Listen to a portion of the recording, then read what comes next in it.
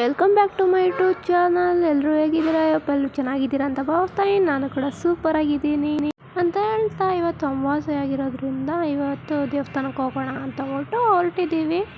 So already ನೋಡಿದ್ದೀರಾ ಅನ್ಸುತ್ತೆ ತಮ್ಮನೆಯಲ್ಲಿ ಯಾವ ದೇವಸ್ಥಾನಕ್ಕೆ ಹೋಗ್ತಾ ಇದ್ದೀನಿ ಅಂತ ಅಂದ್ಬಿಟ್ಟು. ಸೊ ನಾವಿವತ್ತು ಗವಿಪುರಂ ಹತ್ರ ಇರೋ ಶ್ರೀ ಬಂಡೆ ಮಹಾಕಾಳಿ ದೇವಸ್ಥಾನಕ್ಕೆ ಹೋಗ್ತಾ ಇದ್ದೀವಿ. ದೇವಸ್ಥಾನ ತುಂಬ ರಶ್ ಇತ್ತು. ಅಮಾವಾಸ್ಯೆ ಇರೋದ್ರಿಂದ ದೇವಸ್ಥಾನ ಸಿಕ್ಕಾಪಟ್ಟೆ ರಶ್ಶು. ಕಾಲಿಡೋಕ್ಕೂ ಜಾಗ ಇರಲಿಲ್ಲ, ಅಷ್ಟು ರಶ್ ಇತ್ತು. ಸಂಜೆ ಹೋಗಿದ್ವಿ ನಾವು. ಅಮಾವಾಸ್ಯೆ ಹುಣ್ಣಿಮೆ ಟೈಮಲ್ಲಿ ದೇವಸ್ಥಾನ ಸಿಕ್ಕಾಪಟ್ಟೆ ರಶ್ ಇರುತ್ತೆ ಕೂಡ. ಆ್ಯಂಡ್ ಈ ದೇವಸ್ಥಾನ ಇನ್ನೊಂದು ವಿಶೇಷ ಏನಪ್ಪ ಅಂತ ಅಂದರೆ, ದೇವಸ್ಥಾನದಲ್ಲಿ ಅಭಿಷೇಕ ಮಾಡಿರೋ ನೀರನ್ನ ನಮ್ಮ ತಲೆ ಮೇಲೆ ದೇವ್ರ ಹತ್ರ ಕಳಿಸ್ಬಿಟ್ಟು ನಮ್ಮ ತಲೆ ಮೇಲೆ ನೀರು ಹಾಕಿ ಕಳಿಸ್ತಾರೆ. ಬಟ್ ಯಾವಾಗಲೂ ಕಳಿಸಲ್ಲ, ಅಮಾವಾಸ್ಯೆ ಹುಣ್ಣಿಮೆ ಟೈಮಲ್ಲಿ ಮಾತ್ರ ಆ ಥರ ಇದು ಮಾಡ್ತಾರೆ.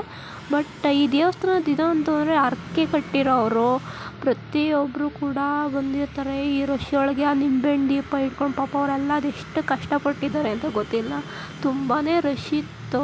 ಆ್ಯಂಡ್ ಇನ್ನೊಂದೇನಪ್ಪ ಅಂದರೆ, ಈ ತಾಯಿನ ನಂಬು ಬಂದಿರೋರಿಗೆ ಯಾವತ್ತೂ ಕೈ ಬಿಟ್ಟಿಲ್ಲ. ನನಗೂ ಕೂಡ ತುಂಬಾ ಎಕ್ಸ್ಪೀರಿಯನ್ಸ್ ಆಗಿದೆ. ಅದರಿಂದ ಈ ದೇವರು ತುಂಬಾ ಇಷ್ಟ. ಮತ್ತು ಇದು ಬಂದು ದೇವ್ರನ್ನ ಯಾರೋ ತಂದು ಕೂಡಿಸಿರೋದು ಆ ಥರನೇ ಅಲ್ಲ, ಇದ್ರ ಹಿಂದೆ ಒಂದು ಕಥೆನೇ ಇದೆ. ನಾನು ಇನ್ನೊಂದ್ಸಲ ಯಾವಾಗಾದರೂ ಫ್ರೀ ಟೈಮಲ್ಲಿ ದೇವಸ್ಥಾನಕ್ಕೆ ಹೋದಾಗ ನಾನು ಆ ಕಥೆನ ಹೇಳ್ತೀನಿ. ದರ್ಶನಕ್ಕೆಲ್ಲ ಫೋಟೋ ತೆಗಿಯೋಕ್ಕೆ ಬಿಡೋದಿಲ್ಲ. ಆ್ಯಂಡ್ ನಾವು ಬರೋಷ್ಟರೊಳಗೆ ಆಲ್ಮೋಸ್ಟ್ 8:30, 9 ಹೋಗಿತ್ತು ಮನೆಗೆ ಬರೋಷ್ಟರೊಳಗೆ. ಸೊ ಅಲ್ಲಿಗೆ ಸುಸ್ತಾಗೋಗಿತ್ತು. ಮಗನ ಕರ್ಕೊಂಡೋಗಿ ಆ ರಶ್ ಒಳಗೆ ಅವನಿಗೆ ಒಂಥರ ಹಿಂಸೆ ಆಗೋಯಿತು, ನಮಗಂತೂ ಸಾಕಾಗೋಯಿತು ಆ ರಶಲ್ಲಿ ನಿಂತು. ಸೊ ಫೈನಲಾಗಿ ದರ್ಶನ ಬಂದ್ವಿ. ಅಲ್ಲಿ ದೇವಸ್ಥಾನದೊಳಗೆ ವಿಡಿಯೋ ಮಾಡೋಕ್ಕೆ ಬಿಡೋದಿಲ್ಲ. ಸೊ ಹಂಗಾಗಿ ನಾನು ಲಾಸ್ಟಲ್ಲಿ ದೇವ್ರ ಫೋಟೋಗಳನ್ನೆಲ್ಲ ಅಪ್ಲೋಡ್ ಮಾಡಿರ್ತೀನಿ.